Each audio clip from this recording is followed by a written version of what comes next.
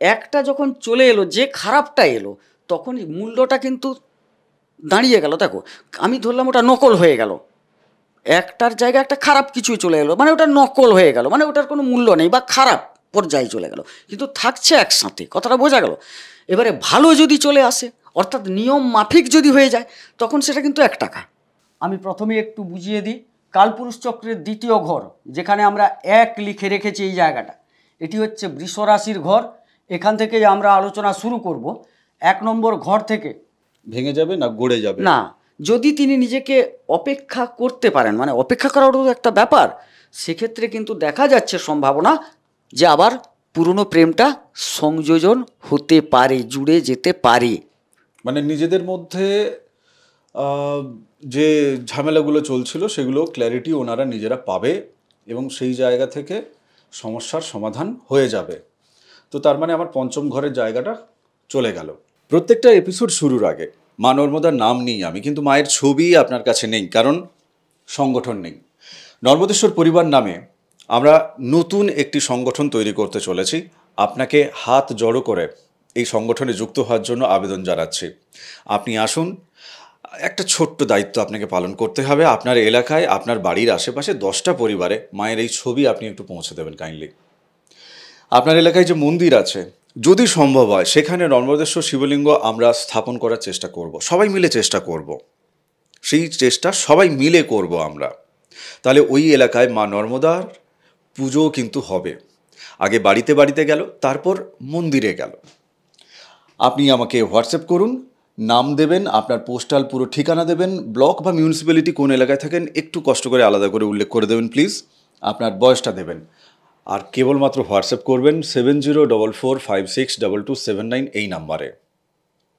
আসুন আজকের মূল এপিসোড শুরু করা যাক।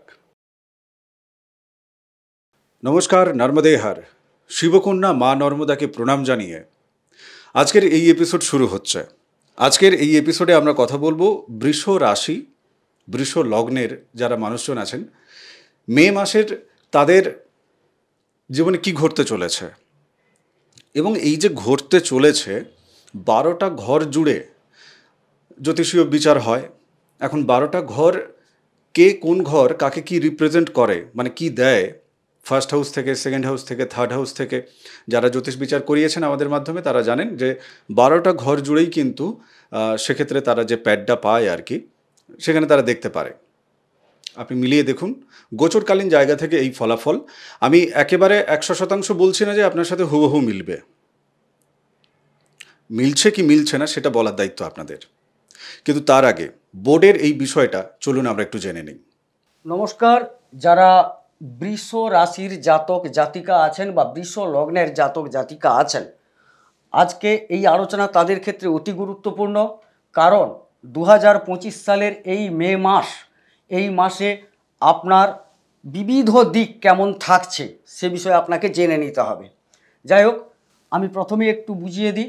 কালপুরুষ চক্রের দ্বিতীয় ঘর, যেখানে আমরা 1 লিখে রেখেছি এই জায়গাটা, এটি হচ্ছে বৃষ রাশির ঘর। এখান থেকেই আমরা আলোচনা শুরু করব। 1 নম্বর ঘর থেকে একজন জাতক জাতিকার শরীর, স্বাস্থ্য, মন, মানসিকতা ইত্যাদি আমরা আলোচনা করব। 2 নম্বর ঘর থেকে সঞ্চয়, ব্যাংক ব্যালেন্স ইত্যাদি। 3 নম্বর ঘর থেকে যোগাযোগ, পরাক্রমতা, ভাইয়েদের সাথে সম্পর্ক। 4র্থ ঘর থেকে মা, যানবাহন, গৃহ, পারিবারিক স্বাচ্ছন্দ্য এবং নিম্ন শিক্ষা। 5ম থেকে উচ্চশিক্ষা, সন্তান, প্রেম, এগুলো আলোচনা করব। ষষ্ঠ থেকে রিপুঋণ, রোগ, শত্রু। 7ম থেকে দাম্পত্য, বিবাহ, ব্যবসা। 8ম থেকে ধ্বংস, মারক, ক্ষয়ক্ষতি ইত্যাদি। 9ম থেকে ভাগ্য, এটা পিতৃস্থানও, এগুলো আলোচনা করব। 10ম থেকে কর্ম এবং পিতৃধন। 11 থেকে লাভ, উপার্জন। 12 থেকে ব্যয়, এই আলোচনা করব। তার পূর্বে আপনাদের একটু বলে দিই, এই মুহূর্তে এই ব্রহ্মাণ্ডে এই গ্রহগণ কোথায় বসে আছেন একটু বলে দেওয়া ভালো। রাশিতে চন্দ্র ধরে নিয়েই আলোচনা হচ্ছে। চন্দ্র কিন্তু 54 ঘন্টা অন্তর পরিভ্রমণ করেন, কিন্তু যেহেতু রাশি ধরে নিয়ে আলোচনা হচ্ছে, মানে আপনার লগ্ন কুণ্ডলিতে, জন্মকুণ্ডলিতে চন্দ্র কিন্তু বৃষে আছে। 15 তারিখে চলে আসছেন বৃহস্পতি, 14 তারিখেই তিনি কিন্তু ক্রস করে যাচ্ছেন, অর্থাৎ বৃষ থেকে মিথুনে আপনার 2 নম্বর ঘরে আসছেন। মঙ্গল বসে আছেন, তৃতীয় থাকবেন। এই চতুর্থে কিন্তু 18 তারিখ কেতু চলে আসছেন, তার পূর্বে থাকছেন পঞ্চমে, ষষ্ঠে কেউ নেই, সপ্তমে কেউ নেই, অষ্টমে কেউ নেই, নবমে কেউ নেই, দশমে 18 তারিখ রাহু চলে আসবেন, তার পূর্বে কিন্তু তিনি থাকছেন আপনার একাদশে। আর রবি 15 তারিখ পেরিয়ে 16 তারিখে প্রবেশ করে যাবেন, 15 তারিখেই ট্রানজিটটা হয়ে যাবে। বুধ থাকছেন সিংহভাগ সময় জুড়ে আপনার এই মে মাসে আপনার দ্বাদশে। মোটামুটি একটা বোঝানোর চেষ্টা করলাম, বাকিটা আলোচনার টেবিলে। চলুন এবার আমরা আলোচনার টেবিলে যাই। ফিরে এলাম বোর্ড বোঝার পরে। আজকের এই আলোচনা শুরু করার আগে প্রথম যে জায়গাটা থেকে আমি জানতে চাইবো, যেহেতু ওনাদেরকে আমি ইন্ট্রোতে একেবারে বলেছি যে 12টা ঘর জুড়েই জানতে চাইবো, আমি আলোচনা খুব সংক্ষিপ্ত আকারে এবং খুব ছোট্ট আকারে পরপর 12টা ঘর জুড়েই জানবো। কিন্তু তার আগে বৃষ রাশি বৃষ লগ্নের মানুষ যারা আছেন তাদের প্রকৃতি বা তাদের চারিত্রিক যে বৈশিষ্ট্য, সেই চারিত্রিক বৈশিষ্ট্য তাদের কেমন, এই প্রশ্নটাই কিন্তু এখানে মহিলা এবং পুরুষ দুজনের ক্ষেত্রে কিন্তু আলাদা আলাদা চারিত্রিক বৈশিষ্ট্য বা নিজেকে প্রকাশ করার ভঙ্গিমা আলাদা। কেমন আলাদা আপনি শুনুন। সবাইকে নমস্কার। উনি একটা ভাইটাল প্রশ্ন করলেন, যেটা আমাকে কিন্তু আমি যতটুকু কথা বলবো ভাই, শাস্ত্রে যেটুকু আছে সেটুকুই বলবো। বেশ। বৃষলগ্নে ভবে জাত গুরু ভক্তি প্রিয়ং বদহ গুণী কৃতি ধ্বনি লুব্ধ সুর সর্বজনপ্রিয়। একটু হালকা করে অর্থটাও বুঝিয়ে দিই। নিশ্চয়ই নিশ্চয়ই। বৃষলগ্নে বা বৃষ রাশিতে যারা জাতক হন না, পুরুষ, তারা গুরুভক্ত হন, প্রিয় বাক্য বলেন, গুণী হন, কৃতি হন, ধনী হন এবং সর্বজনপ্রিয় হয়ে যান। তাদের এই গুণগুলো নিয়েই তারা জন্মান। এবারে প্রকারভেদ ঘটে বিভিন্ন যে গ্রহের অবস্থানের পরিপ্রেক্ষিতে ঘটে। বোঝা গেল জিনিসটা? আর মেয়েদের ক্ষেত্রে হচ্ছে বৃষোদয়ে সত্তরতা মনোজ্ঞা বিনীত চেষ্টা নারী ভবেৎ সর্বফলাসু দক্ষা সর্বরক্তা দ্বিজদেব ভক্তা। অর্থাৎ সত্তরতা হবে, সে সত্যের পূজারী হবে, সে মনোজ্ঞা হবে, বিনীত চেষ্টা, কোনো কাজের ক্ষেত্রে সে বিনয়ের সাথে করার চেষ্টা করবে। আচ্ছা, সর্বকলায় কিন্তু সে পারদর্শী হওয়ার একটা যোগ থাকবে, বিশেষ করে শুক্রের ব্যাপার তো ওটা, এটা থাকবে। হ্যাঁ, আর সর্বজনের প্রিয়ও হবে। আপনি যেভাবে বললেন, তো আমাদের প্রত্যেকটা মানুষের জীবন যদি ঠিক এমনটাই হতো, তাহলে বোধহয় জ্যোতিষের প্রোগ্রামেরও প্রয়োজন পড়তো না, এবং তার পাশাপাশি জীবনে এই যে এত ওঠাপড়া, এত মানে সম্পর্কের জায়গায় এত যে দ্বন্দ্ব, সেই দ্বন্দ্বগুলো হতো না। তো এই যে দ্বন্দ্বগুলো জীবনে আসছে, এই দ্বন্দ্বগুলো একেবারে উৎসে যদি চলে যাই, ঠিক কবে থেকে এই দ্বন্দ্বগুলো শুরু হয়েছে? না, শুরু হয়েছে যখন ব্রহ্মাণ্ড তৈরি হয়, মানুষ আসে তখন থেকে। কিন্তু মজার খেলা যে এটা একটা গল্পের ছোট্ট করে 1-2 লাইনে বলে। প্লিজ। আচ্ছা, একটা 1 টাকার কয়েন ভাবুন, একদিকে অশোক স্তম্ভ থাকে, একদিকে একটা 1 লেখা থাকে। সেটা যতক্ষণে গিয়ে সরকারি জায়গা থেকে তৈরি না হয় ততক্ষণ কিন্তু সেটা 1 টাকা নয়। বোঝা গেল? যখন সরকারি জায়গা থেকে তৈরি হয় তখন সেটা 1 টাকা, তার একটা মূল্য দাঁড়িয়ে যায়। এবারে ধরুন আমি একটা বললাম তো এইরকম ঘটবে, এরকম হওয়া উচিত, আমি ওই জায়গায় ধরলাম একটা খারাপ কোনো গ্রহ এসে বসে গেল তার বিভিন্ন জায়গায়। এই যে এতগুলো তো ভালো ভালো বলে গেলাম, ঠিক আমি ধরেই নিলাম একটা খারাপ আর অশোক স্তম্ভটা ভালো। একটা যখন চলে এলো, যে খারাপটা এলো, তখন মূল্যটা কিন্তু দাঁড়িয়ে গেল। দেখো, আমি ধরলাম ওটা নকল হয়ে গেল, একটার জায়গায় একটা খারাপ কিছুই চলে এলো, মানে ওটা নকল হয়ে গেল, মানে ওটার কোনো মূল্য নেই বা খারাপ পর্যায়ে চলে গেল, কিন্তু থাকছে একসাথে। কথাটা বোঝা গেল? এবারে ভালো যদি চলে আসে, অর্থাৎ নিয়ম মাফিক যদি হয়ে যায়, তখন সেটা কিন্তু 1 টাকা। নিয়মের বাইরে গেলে কিন্তু অমূলক একদম, মানে খারাপের জায়গায় চলে গেল, কারণ ওটা তুমি নিয়ে গেলে তোমাকে লোকে মারবে, কারণ 2 নাম্বারি জিনিস হয়ে যাচ্ছে না ওটা।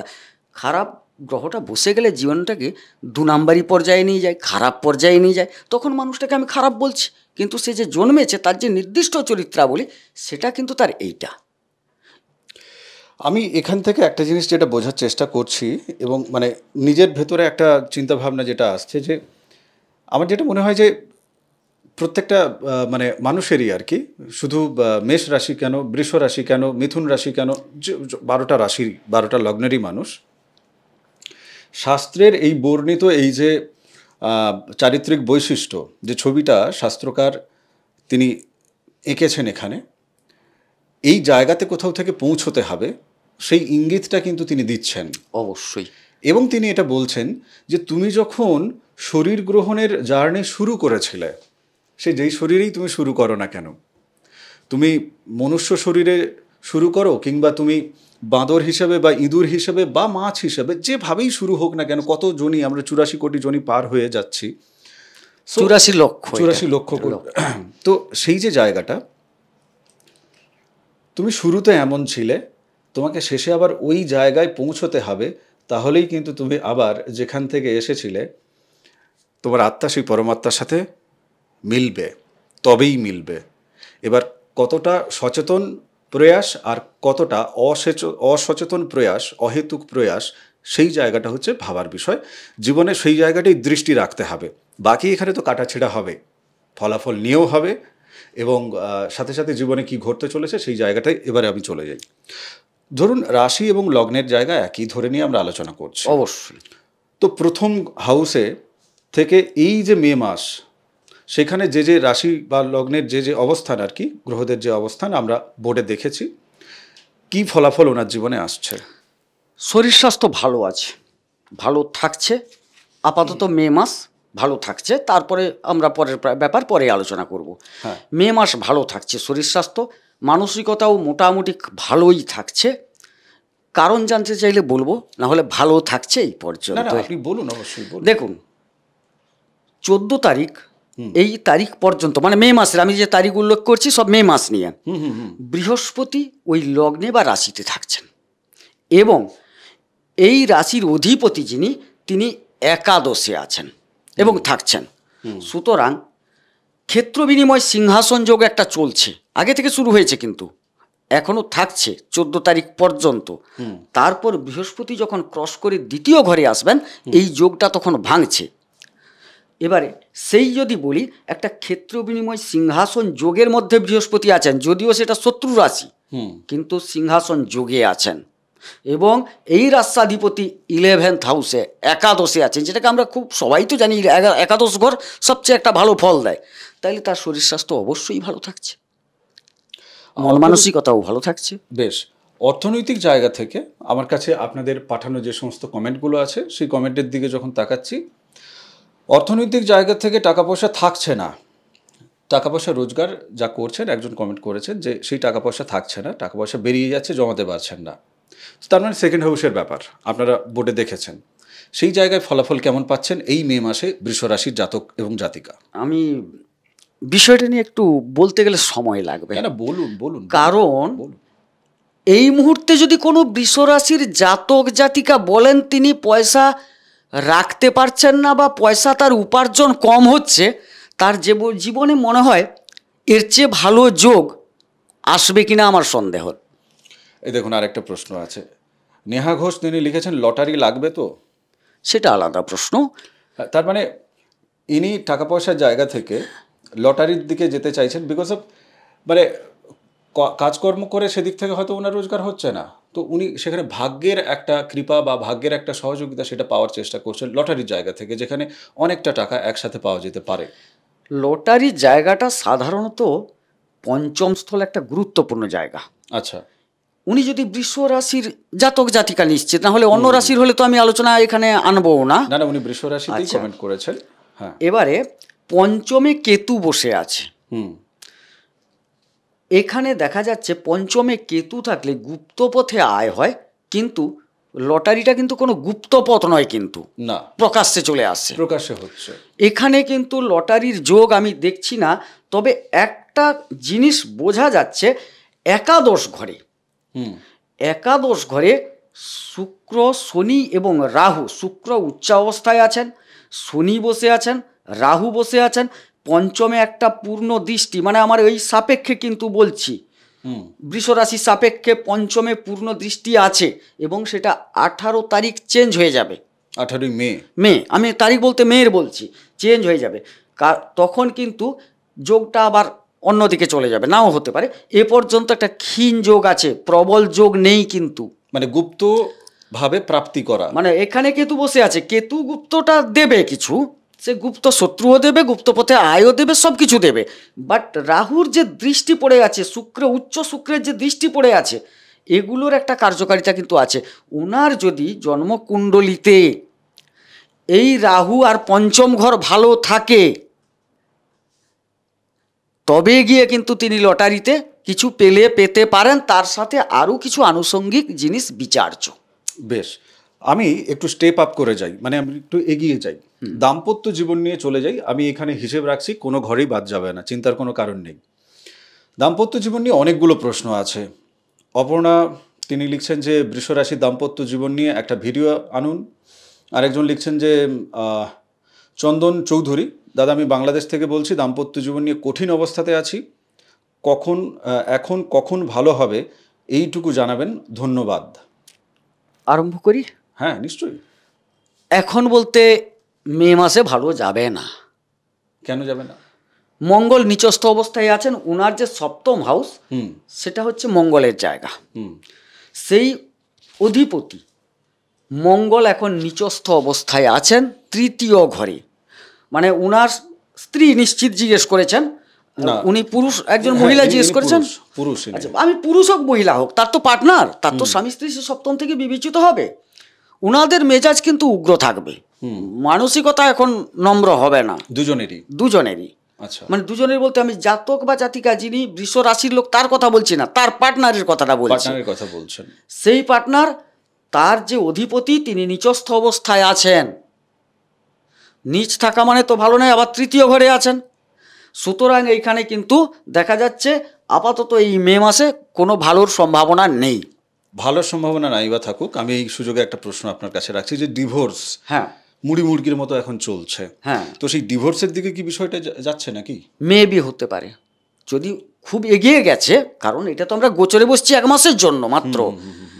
এবারে ওনার জন্মকুণ্ডলিতে মঙ্গলের অবস্থানটা দেখতে হবে, ওখানে যদি মঙ্গল খারাপ থাকে আর এই যে গোচরে মঙ্গল খারাপ, তাইলে তো ব্যাপারটা কি, খারাপ হয়ে গেলে তো বেশি খারাপ হয়ে যাবে না?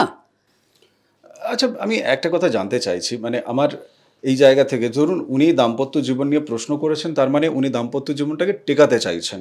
হ্যাঁ, ওনার অপোজিটে যিনি আছেন তিনিও দেখা যাবে তিনিও টেকাতে চাইছেন, কিন্তু মানে তিনি প্রশ্ন করেননি তার মানে এই নয় যে তিনি টেকাতে চাইছেন না। ঘটনা হচ্ছে যে দুজনই টেকাতে চাইছে, কিন্তু কোনো একটা টপিক নিয়ে দুজনের মধ্যে বা দীর্ঘ সময় ধরে একটু বনিবনার অভাব হচ্ছিল, সেই জায়গাটা এখন বাস্ট হচ্ছে। মানে এটাকে মেটানো যাবে কি?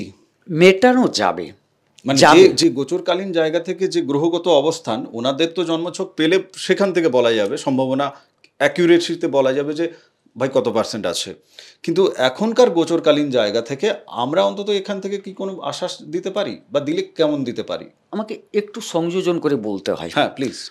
বৃষ রাশির যে পাওনা, তার কিন্তু পতি বা পত্নী, তার সাথে সম্পর্ক সাধারণত ভালো থাকে না। এটা সারা জীবনের জন্য একদম, এটাই একদম। এবারে প্রশ্ন হচ্ছে থাকে না, এবং সেই পতি বা পত্নীর যখন এই যে নিচস্থ হয়ে গেছে, তখন সেটা ঘোর রূপ ধারণ করে নিয়েছে। এইখানে কি করতে হবে, সমাধান করে, আমরা কাউকে তো মিথ্যা আশ্বাস দেব না, সমাধান করলে যে একদম ছাড়াছাড়ি হয়ে যাওয়ার যদি সিচুয়েশান হয়ে থাকে, সেটাকে আটকে দেওয়া যাবে। কিন্তু তাদের মধ্যে যে একটু ঠোকাঠুকি ভাবটা, এটা বাবা সারা জীবন চলবে, কারণ এটা তার রক্ত মাংস মজ্জা। মানে যখন গ্রহগণ তৈরি হয়েছিল, যেই যে চারটা তৈরি হয়েছিল, তাকে সেইটা দেওয়া হয়েছে, ঈশ্বর দিয়েছেন, একটা চলবে নিজেদের মধ্যে। বাট একদম খারাপটাকে আমরা কমিয়ে দিতে পারি, বেশ উড়িয়ে দিতে পারি না। আমি এই জায়গা থেকে একেবারে কর্মের দিকে যাই, আবার একটু এড়িয়ে যাচ্ছি এমনটা নয়, এগিয়ে যাচ্ছি বরং। দশম ঘর কর্মের জায়গা, কর্মের জায়গা থেকে এই মে মাসে বৃষ রাশি বৃষ লগ্নের জাতক জাতিকা তারা কি ফলাফল পাবে, যাদের কাছে ধরুন একেবারে কাজ নেই? আচ্ছা, যাদের কাছে নেই আগে, যারা নেইদেরকে নিয়ে আগে প্রশ্ন হচ্ছে 15 তারিখের পর, 15ই মে, হ্যাঁ 15, এখনো উচ্চ আছে রবি, কথাটা বুঝুন, 1 থেকে 15 উচ্চ আছে, কিন্তু 15 তারিখের পর রবি উনাদের লগ্ন বা রাশিতে চলে যাচ্ছেন। আচ্ছা, সরকারিভাবে যারা চেষ্টা করছেন তাদের ক্ষেত্রে কিছুটা সুযোগ হবে। আচ্ছা, এবারে যারা বেসরকারি ক্ষেত্রে তাদের দেখা যাচ্ছে 18 তারিখের পর একটা সম্ভাবনার জায়গা তৈরি হবে, এবং যারা বিদেশে যেতে চাইছেন বা বিদেশ সম্পর্কিত কোনো কাজের সাথে যুক্ত হতে চাইছেন তাদের ক্ষেত্রেও সময়টা ভালো আসবে। সময়টা ভালো আসবে আপনি বলছেন এটা। 18 তারিখ থেকে, তার আগে নয় কিন্তু, বিদেশ জাতীয় জায়গাটায়। আর সরকারি জায়গাটায় 15 তারিখ থেকে একটু সুফল পেতে পারেন। তার লগ্ন চার্ট এবারে আমাদের বুঝে নিতে হবে, না হলে তো একদম বলা উচিত নয়, এই হবেই। বেশ, এবার ধরুন যাদের কাছে কর্ম আছে তিনি ব্যবসা করেন, চাকরি যারা করছেন তাদের তো মাস মাইনের ব্যাপার আছে, যারা ধরুন বিজনেসের সাথে যুক্ত আছেন, ব্যবসাপাতি করছেন, কিন্তু ব্যবসা তার মনে হচ্ছে যে তার ভালো হচ্ছে না, যাদের ভালো হচ্ছে তাদের জন্য এই পয়েন্ট না, সেই জায়গা থেকে গোচরকালীন তিনি কি কিছু কৃপা পাবেন? না, আমি বলবো আপনার ব্যবসা খারাপ চলছে, এই মাসটাও কিন্তু খারাপ যাবে। খারাপ যাবে? যাবে। আপনার সপ্তমাধিপতি নিচস্থ অবস্থায় আছেন, এটা কিন্তু খারাপ যাবে। যদিও একদম খারাপ যাবে না, এই কারণে ব্যবসার সাথে একটা লাভের সম্পর্ক তো থাকে অবশ্যই। হ্যাঁ, ধরুন সেল কম, কিন্তু তুলনামূলকভাবে তিনি যে লাভটা পাবেন, কিন্তু সেলিংটা যত বাড়বে লাভটা তত বাড়বে। একদম বন্ধ হয়ে যাবে তা বলছি না, একটু অপেক্ষা করে যেতে হবে। বেশ, আমি কতকগুলো প্রশ্নর প্রাপ্তি স্বীকার করে নিই। একজন লিখছেন যে আপনাদের কথাতে সত্যতা আছে, আপনাদের ভিডিও দেখি, আমার বৃষ রাশির জাতিকা আমি খুব মানসিকভাবে কষ্টে আছি। আচ্ছা, মানসিকভাবে কষ্টে আছেন, এই জায়গাটা নিয়েও আমরা আলোচনা করব, অবশ্যই আমি লিখে নিলাম। দেন আরেকজন লিখছেন যে দাদা আপনাদের সাথে কিভাবে যোগাযোগ করব, হোয়াটসঅ্যাপ তো হয় না, বাংলাদেশ থেকে বলছি। আচ্ছা, হোয়াটসঅ্যাপ যে নাম্বারটা যাচ্ছে ওখানে না সামনে +91 বসিয়ে নেবেন, দিয়ে আপনি নাম্বার সেভ করবেন, সেই জায়গা থেকে হয়ে যাবে। আমি আবার একটু ফিরে আসছি দাম্পত্য জীবনের ক্ষেত্রে। আমার জন্ম তারিখ তো এখানে হবে না, আপনাকে পার্সোনালি হোয়াটসঅ্যাপ করতে হবে, ফিজ দিতে হবে। উনি হচ্ছেন বৃষ রাশির একজন জাতক। আমি আমার বৈবাহিক জীবন নিয়ে খুব সমস্যায় আছি, কোর্ট কেস চলছে, আমার কর্মজীবন নিয়েও খুব সমস্যায় আছি, দয়া করে বলবেন এই সমস্যা থেকে কবে মুক্তি পাবো। আপনার জন্মছক দেখতে হবে, কিন্তু এই আইনি যে জটিলতা নিয়ে যদি আপনি কিছু আলোকপাত করেন। এখন বাড়ছে তো, বাড়ছে এখন। হ্যাঁ, সপ্তমপতি তৃতীয় নিচস্থ, বোঝা গেল জিনিসটা, জটিলতাটা তৈরি তো হয়ে গেছে, এবং এই মুহূর্তে নিচস্থ মানে তো আরো খারাপের দিকে যাবে। বেশ, আচ্ছা, আমি এই মানসিক যে দুঃখ কষ্টের ব্যাপারটা সেক্ষেত্রে যাব, তার আগে আরেকজন লিখেছেন যে জয় মা নর্মদা, খুব ভালো লাগে আপনাদের উপস্থাপনা, নর্মদে হার, প্রতিদিন জপ করুন মা নর্মদার নাম। আচ্ছা, এই যে মানসিক যে কষ্টে ইনি আছেন, এই মানসিক কষ্টের জায়গা থেকে কি দেখছেন আপনি এখন? দেখুন, মানসিক কষ্ট বিবিধ কারণে হয়। একটা চন্দ্র যদি দুস্থানে যান, পীড়িত হন, সেটা একটা হয়। আর পারিপার্শ্বিক কিছু গ্রহাবস্থান সেখান থেকেও আসে, কিন্তু আপনার চন্দ্র ভালো, মন মানসিকতার জায়গা তো আমরা একদম রাশি থেকে দেখি নাকি? ভালো, হ্যাঁ। বেশ, এবারে সেই জায়গায় দেখুন, চন্দ্র তো 54 ঘন্টা অন্তর পরিভ্রমণ করেন। এখানে আমরা ধরে নিয়েছি আপনার জন্মকুণ্ডলিতে চন্দ্র বৃষ রাশিতে, কিন্তু প্রকৃতপক্ষে তিনি তো 54 ঘন্টা অন্তর পরিভ্রমণ করছেন। এবারে তিনি কখনো ভালো সঙ্গ পাচ্ছেন, কখনো খারাপ সঙ্গ পাচ্ছেন, সেই জন্য এটা খারাপ কিন্তু হচ্ছে। প্লাস অন্যান্য যে গ্রহাবস্থান আছে সেগুলো কী হচ্ছে, এই যে মঙ্গলের অবস্থান মানসিকভাবে তো বিধ্বস্ত করবেই, কারণ কারুর পতি বা পত্নী তিনি যদি দূরত্ব তৈরি করেন, তাকে অসম্মান করেন, সেখান থেকে তিনি আঘাত পান, তার মানসিক ভালো থাকবে? তিনি তো অলরেডি ভেঙে পড়বেন বিষয়টা, যে আমার স্ত্রী আমাকে সম্মান দিচ্ছে না, পাবলিক কি করে দেবে, বা আমার স্বামী আমাকে সম্মান দিচ্ছে না, পাবলিক কি করে দেবে। আর একটা কথা, একটু খালি 1 মিনিটের গল্প। হ্যাঁ হ্যাঁ হ্যাঁ, শুনি। আমি যেখানে পড়াশোনা করতাম না, আমার কাছে একজন বড়, মানে ডিলারদের যারা মাল দেয়, কি বলে জানি না, মানে চিনি চাল, স্টকিস্ট বলে, যাই হোক, খুব বড়, আমার একদম কাছে বাড়ি, আমার এটা কিন্তু জায়গা ছিল, আমারও নিজের বাড়ি, ওরও নিজের বাড়ি। হঠাৎ আমি দেখতাম কেউ এলে, ভদ্রলোকের নাম বলছি না, নাম ধরে ডাকতো, অমুক দাদা বাড়িতে আছেন?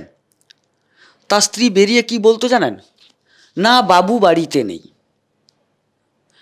মানে বাবু বলতে এখনকার বাবু নয়, কিন্তু এখন একটা প্রেমের সুবাদে বাবু বাবু ডাকে, ও বাবু নয়। তখনকার দিনে একটা সম্মান প্রদর্শন, এটা আমি আপনাকে বলছি 30 বছর আগের কথা।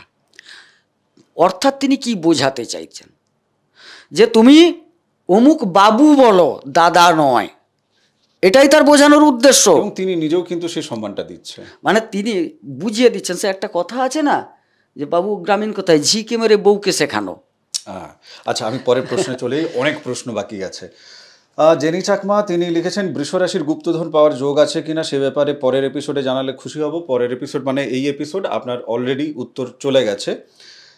আচ্ছা, ঋণ মুক্তির এই যে ব্যাপারটা, ঋণ মুক্তির জায়গা থেকে কি বলবেন আপনি? একদম ভালো সময়, শুনুন, একটু মঙ্গল ডিস্টার্ব আছে, ওটা আলাদা কথা। আপনার ঋণটা আমরা বিবেচনা করি ষষ্ঠ ঘর থেকে। ষষ্ঠ ঘরের অধিপতি হচ্ছেন শুক্র, তিনি উচ্চা অবস্থায় একাদশ ঘরে। আমি প্রথমেই বলছিলাম না শুরুতে, যে এই মুহূর্তে যদি কারুর মনে হচ্ছে যে ঋণ হয়ে যাচ্ছে, কেউ উপার্জন করতে পারছেন না, মানে এটা খুব দুঃখজনক কথা। তার জীবনে হয়তো একটা ফেভারেবল টাইম চলছে, গোচর ভিত্তিক। একদম তাই। একাদশে উচ্চ অবস্থায় আছেন শুক্র। এবারে চিন্তা করুন, সেই জায়গায় যদি তিনি এখনও ঋণগ্রস্ত হন, তার তো ইমিডিয়েট, সে আমাদের কাছে এখানে বলবো না, তার তো বিচার করানো উচিত বিষয়টা। তার জন্মকুণ্ডলিতে নিশ্চিত কোনো খারাপ জায়গা আছে, দেখা যাক ওনার ইচ্ছে সেটা। আচ্ছা, আমি পরবর্তী যে জায়গাটাতে যাব সেটা হচ্ছে দাম্পত্য জীবন, প্রেম জীবন। আপনি প্রেম জীবনের ব্যাপারটা একটু দেখুন। আমি জাস্ট একটা কথা একটু বলে নেওয়ার আছে। দীপমালা চক্রবর্তীর মতো অনেকেই আর কি তারা বলছেন যে এই যে আপনাকে ফোন করেছি পাচ্ছি না, ইত্যাদি ইত্যাদি ব্যাপার আছে। ফোন করার কি বিষয় আছে? ফোন সারাদিনে অনেক আসে, সব ফোন ধরতে গেলে তো হয় না। আপনাদের যাদের দরকার আছে প্লিজ হোয়াটসঅ্যাপে লিখবেন যে জ্যোতিষ বিচার করাতে চাই। আই থিঙ্ক সেটাই বেটার, মানে আমার জন্য বেটার, আপনারও জন্য বেটার। আপনি ফোনে পাবেন না, আপনার মনে হবে বাবা অ্যাটিটিউড নিচ্ছে বোধ হয়, এপিসোডে কত ভালো কথা বলে, এখানে অ্যাটিটিউড নিচ্ছে। বিষয় সেটা না। ফোন রিং হতে থাকে, মানে কথা বলতে গেলে মুশকিল হয়, হোয়াটসঅ্যাপে উত্তর দিতে গেলে সুবিধে হয়। প্রেমের প্রসঙ্গে চলে যাই। প্রেমের জায়গা নিয়ে কি ফলাফল চলছে যাদের ধরুন প্রেমের মধ্যে এই আছে এই নেই পরিস্থিতি, বা নতুন প্রেম যাওয়াটা কি ঠিক হবে? এই মুহূর্তে তাদের ক্ষেত্রে প্রেমের অধিপতি দ্বাদশে বসে গেছেন ব্যয়স্থলে। তার আগে এই প্রেমের অধিপতি নীচস্থ ছিলেন, যার জন্য প্রেমে একটু সমস্যা চলছিল, চলছেও। আর সামান্য সময় অপেক্ষা করতে হবে। ভেঙে যাবে না গড়ে যাবে? না, যদি তিনি নিজেকে অপেক্ষা করতে পারেন, মানে অপেক্ষা করারও একটা ব্যাপার, সেক্ষেত্রে কিন্তু দেখা যাচ্ছে সম্ভাবনা যে আবার পুরনো প্রেমটা সংযোজন হতে পারে, জুড়ে যেতে পারে। মানে নিজেদের মধ্যে যে ঝামেলাগুলো চলছিল সেগুলো ক্ল্যারিটি ওনারা নিজেরা পাবে এবং সেই জায়গা থেকে সমস্যার সমাধান হয়ে যাবে।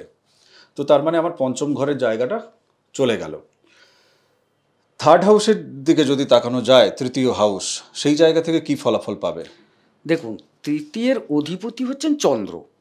এখানে আমরা আলোচনা করছি, চন্দ্র তো রাশিতে বসে আছেন, এখানে মঙ্গল বসে আছেন। এখান থেকে একটা ফলাদেশ দিতে পারি আমি, এটা মিলিয়ে নেওয়ার ব্যাপারটা বলে দিই। আমি কয়েকটা বলি। এই জায়গা থেকে না, উনার যে পত্নী বা হাজব্যান্ড যাই হোক, ওনাদের শরীর কিন্তু ব্লাড রিলেটেড সমস্যায় এই মুহূর্তে আছেন, পতি বা পত্নী। এবং রক্তপাত জনিত সমস্যা তৈরি হওয়ার সম্ভাবনাও প্রবল। কেন এই সমস্যাটা মানে আসছে কিসের জন্য? ওই যে থার্ড হাউস, এখানে থার্ড হাউসটা ভালো ঘর নয়। এখানে কি হচ্ছে, মঙ্গল চলে গেছে, নিচস্থ হয়ে গেছে। বাইকে যাচ্ছেন, পড়ে গেলেন, রক্তপাত। আমি বলছি না বিরাট কিছু হয়ে যাবে, কিন্তু আপনি পরীক্ষা করে নেবেন, কিছু নয় কিছু ঘটনা ঘটছে এবং এই মাস জুড়ে ঘটবেও। বেশ। আচ্ছা, এই যে ধরুন বাড়িতে কলহ চলছে, পারিবারিক জায়গা থেকে ঝামেলা চলছে, একে অপরের সাথে বুঝছে না, এমনিতেই জাতক জাতিকার মাথা টেনশন ভরে পড়ে আছে। বাড়ির লোক তো সবাই তো আর এক রাশি এক লগ্নের নয়। না না না। তো বৃষ রাশি বৃষ লগ্নের মানুষদের সাথে এই যে ব্যাপারটা চলছে তার বাড়িতে, এই জায়গাটা মানে সে কি নিজেই দায়ী, নাকি না বাড়ির সবাই বুঝতে পারছে না ওনাকে? দেখুন, আমরা পরিবারটা চতুর্থ ঘর থেকেই আলোচনা করে থাকি। এর চতুর্থ পতি হচ্ছে রবি।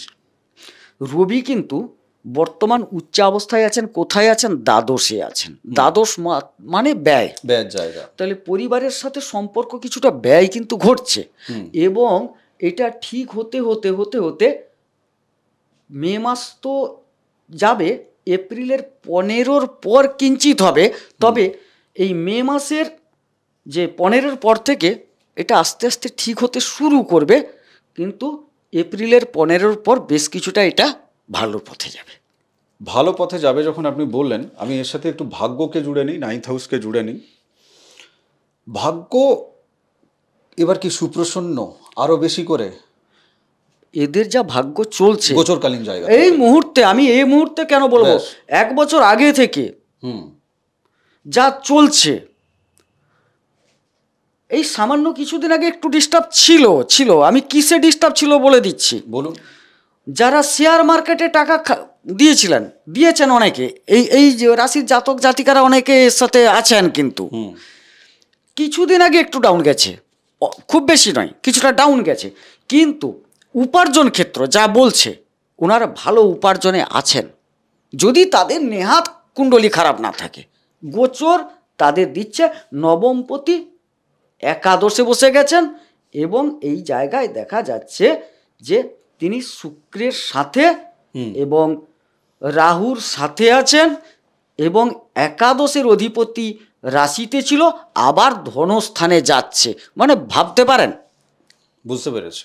কেবলমাত্র আপনাদের বলছি, এটা যে বললাম গোচরে, আমাকে বলতে হবে, না হলে ওনারা ভুল বুঝবেন। না না বলুন। আপনার নবতারা চক্রে এই বৃহস্পতি যদি বদ, প্রত্যরী, এই যে খারাপ যে 3টে তারা আছে, এগুলোই যদি না থাকেন, মিত্র, অতিমিত্র এইসব জায়গায় যদি থাকেন, তাইলে আমার কথা 100% ঠিক। না আপনি বললে তো হবে না, ওনাকে কমেন্ট করবেন, ওনারা কমেন্টে ওনারা লিখবেন। আমি পরের প্রশ্নে চলে যাই। মৌসুমী হালদার তিনি লিখছেন যে স্যার, বৃষ রাশির আমার ভাসুর আমাদের জীবনটাকে নরক বানিয়ে দিয়েছে, আমাদের স্বামী স্ত্রীকে আলাদা পর্যন্ত করে দেওয়া হয়েছে তান্ত্রিকের মাধ্যমে। তো বাকি উনি আরও কৃত্তিকা নক্ষত্র তার, যিনি বৃষ রাশির লোকের কথা উনি বলছেন আর কি, ওনার ভাসুর। তো বৃষ রাশির কৃত্তিকা নক্ষত্রের মানুষদের মানে তারা এই বিহেভ তারা করছেন কেন? মানে ইনি তো একতরফা বলেছেন, উনি নিজে এখানে কি করেছেন না করেছেন ওনার তো সেটা বলেননি, উনি কেবল প্রতিক্রিয়ার কথা বলেছেন, অ্যাকশনের কথা বলেনি। তাই এই ক্ষেত্রে আমি বোঝার চেষ্টা করছি যে এনাদের সাথে, এটা 1 মাস আগেকার কথা আর কি, আগের মাসের প্রেডিকশানের জায়গায় উনি কমেন্ট করেছেন, তো এই পিরিয়ডের কথা। তো ওনাদের উপর কি করা হয়েছিল এমন তিনি এতটা মানে তান্ত্রিকের মাধ্যমে জীবনকে নরক বানিয়ে দিয়েছেন? আমাকে তো প্রথমে জানতে হবে যিনি প্রশ্নটা করেছেন তার কি রাশি। না তার যেই রাশি হোক না কেন, মানে আমি বলছি বৃষ রাশির মাইন্ডসেট এখন, এই যে শত্রুতার জায়গা ধরুন, বা তার প্রতিহিংসার যে জায়গাটা এখন কেমন চলছে, তার কি হওয়া উচিত এই গোচরকালীন জায়গা থেকে, সেদিকেও আপনি কি পরামর্শ দেবেন? আমি বলছি ওখানে যেটা ঘটেছে, ওনার কিন্তু লগ্ন চার্ট দেখা প্রয়োজন, যিনি করেছেন তার মানসিকতাটা শুধু দেখলে হবে না, তার সে করবেন কিনা, কেন করছেন সেখান থেকে বোঝা যাবে যিনি করছেন।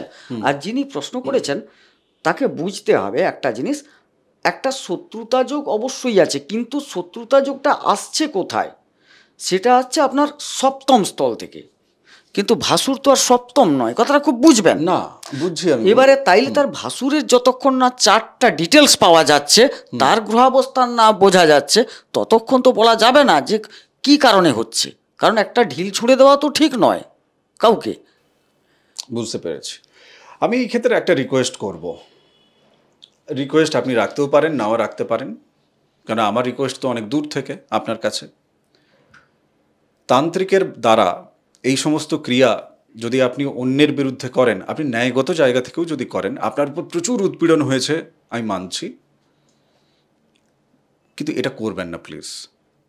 এর রিপারকেশন কিন্তু আপনার জীবনে আসবে। হ্যাঁ, আপনার উপর যদি কেউ তান্ত্রিকের ক্রিয়া করে, আপনার কাছে তখন কি রাস্তা আছে সেটার জন্য অবশ্যই জন্ম ছক দেখতে হবে, কিভাবে আপনি নিজেকে ট্যাকেল করবেন এবং শত্রুর সাথে মোকাবিলা করবেন। যেখানে আপনি ন্যায়গত জায়গা থেকে আছেন তাহলেই যোগাযোগ করবেন এই পার্টিকুলার এই ক্ষেত্রে, সেই রাস্তা আপনাকে বলে দেওয়া হবে এবং শত্রুর অবস্থা 12টা বাজবে যদি আপনি ন্যায়সঙ্গত থাকেন।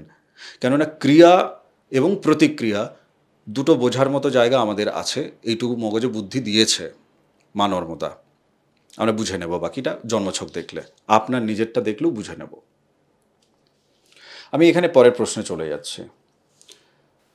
এই যে ধরুন এনাদের এখন সময় খুব ভালো চলছে ইত্যাদি ইত্যাদি, 11th হাউস আয়ের জায়গা, কার্মিক আয়, বিভিন্ন জায়গা থেকে উনি আয় করছেন। আমি এই প্রশ্নটা নিয়েছি সেই কারণেই, হ্যাঁ হ্যাঁ, যে উনি যদি এটা অন্যায়গত জায়গা থেকে করেন, ওনাকে যদি সেই লেভেলে উৎপীড়ন না করা হয় যে লেভেলে উনি উৎপীড়ন করছেন, তো তাহলে মানে সব বৃষ রাশি তাই করছে সেটা বলছি না, তো কার্মিক জায়গাটা তো এখন ভালো করে নেওয়ার সময়। অবশ্যই আপনার যখন সময় ভালো চলছে, আপনি লোককে বিস্কিট খাওয়ানো, রুটি দিন, আপনার কার্মিক জায়গাটাতেও ভালো করুন, অরাটাকেও ভালো করুন। আপনি 11th হাউস থেকে কি ফলাফল বা কি পরামর্শ দেবেন? দেখুন, একাদশ ঘরে একাদশের অধিপতি বৃহস্পতি আপনার রাশিতে বসে আছে, যদিও তার প্রিয় ঘর নয়, কিন্তু আমি কি বললাম, ক্ষেত্র বিনিময় সিংহাসন যোগে আছেন, তার মানে ভালো ফল দিচ্ছেন। একদম। পরেও ভালো ফল দেবেন, দ্বিতীয় মানে সেকেন্ড হাউসে টাকা পয়সার ক্ষেত্রটা আরও দেবেন। এই জায়গায় বসে আছেন আপনার দশমপতি শনি একাদশে, কথাটা বুঝুন, আপনার লগ্নপতি শুক্র একাদশে উচ্চ, এর চেয়ে কি ভালো যোগ আসবে, এর চেয়ে কি ভালো যোগ আসবে? আমি একেবারে ব্যয়ের জায়গা, আধ্যাত্মিকতার জায়গা, সেই জায়গাটাতে যাই। 12 হাউস আধ্যাত্মিকতার দিকে কি এখন যেতে পারে, কৃপা পাবে এই মুহূর্তে? এই দেখুন, গোচর ভিত্তিক মানে মে মাসের এটা হবে না, ঈশ্বরীয় কৃপার দিকে মন টানছে না, না, ঠিক না, একটা এই মুহূর্তে হবে না। উনি তো নিজে জর্জরিত ওই কেস কাছারি মালি মোকদ্দমাতে, এর জন্য একটা স্থির মস্তিষ্ক দরকার হয়। দেখুন, আধ্যাত্মিকতা এমন একটা জিনিস, মন চঞ্চল থাকলে হবে না, মনকে আগে স্থির করতে হবে, তবে গিয়ে কিন্তু আপনি ওই জায়গায় যেতে পারবেন। হ্যাঁ, যদি কেউ যেতে চাইছেন নতুন করে সেক্ষেত্রে মন স্থির করে যেতে হবে। সেক্ষেত্রে আপনাকে বলবো, আগে আপনি মাথাটাকে ঠান্ডা রাখুন, ভাবুন আমি ওই জায়গায় যাব। এবং এই ক্ষেত্রে বলি, এই জায়গায় বলার প্রয়োজন আছে, আপনার সপ্তম স্থল যে ধরনের আপনার সাথে আচরণ করবে, সেক্ষেত্রে কিন্তু আপনাকে কোনো নয় কোনোভাবে হয়তো একটু ঈশ্বরের শরণাপন্ন হলে না, আপনি ভালোও থাকবেন। আপনি অষ্টম ঘরের কথাটা বলুন, দেন আমি কমপ্লিট করব আজকের এই এপিসোড। অষ্টম ধ্বংস, ক্ষয়ক্ষতি, বৃহস্পতির ঘর, এটা বৃহস্পতি নিজে রাশিতে বসে আছেন, পরে ধনস্থানে যাচ্ছেন, এবং দৃষ্টিও তার অষ্টমে, ক্ষয়ক্ষতি খুব একটা হবে না। বেশ, আজকের এই এপিসোডের শেষে যেতে যেতে আমি একটা কথা বলতে চাই। ঈশ্বরীয় কৃপা এবং মন স্থির, এই যে দুটো ব্যাপার আর কি, এই দুটো ব্যাপার শুরু থেকে শুরু করার মতো বিষয় এমনটা কিন্তু নয়। আজ এই মুহূর্ত থেকে আপনি জাস্ট একটা আসন কিনুন, কালো রং থাকবে না, আসনে বসুন, সবার গুরুদেব যিনি ভোলে বাবা, আপনি ওম নমঃ শিবায় জপ করুন, আপনি নর্মদে হর নর্মদে হর নর্মদে হর আপনি জপ করুন। আপনার মা নর্মদার নর্মদাষ্টকম যেটা আপনার দরকার পড়বে, তো সেটা আমি আপনাকে পিডিএফ কপি দিয়ে দেবো, আপনি যদি আমাকে হোয়াটসঅ্যাপ করেন, আপনি সেটা জপ করুন, পাঠ করুন, জীবনকে ভক্তির পথে একটু চালনা করুন। বাকি তো তপভূমি নর্মদার অডিও সিরিজ বলতে বলতে সবকটা এপিসোডেই আমি বলে ফেলি।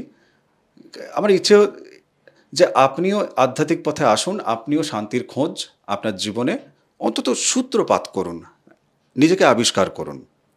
লড়াই, মামলা, মকদ্দমা ইত্যাদি ইত্যাদি এইসব চলতে থাকবে, জীবনের ওঠাপড়া চলতে থাকবে, সেগুলোর প্রতিকারও করতে হবে, জীবনকে এগিয়েও নিয়ে যেতে হবে। তার সাথে সাথে কিন্তু মানে যেমন রোজ আমরা খাচ্ছি, মন খারাপ হলেও তো খাই, একটু মন্ত্রও জপ করে খাই, ওম নমঃ শিবায় জপ করে খান। আগামী এপিসোডে আপনার সাথে আবার দেখা হচ্ছে। আপনাদের প্রশ্ন, আপনাদের পরামর্শ অবশ্যই আপনারা পাঠাবেন, আর ওনার প্রেডিকশন কি ঠিক মিলল কি মিলল না সেই কমেন্ট কিন্তু আগে করবেন, তাই তো? একদম একদম, আমি তো সেটা প্রত্যাশা করি। একদম তাই। আগামী এপিসোডে দেখা হচ্ছে। নমস্কার, নর্মদে হর। নমস্কার।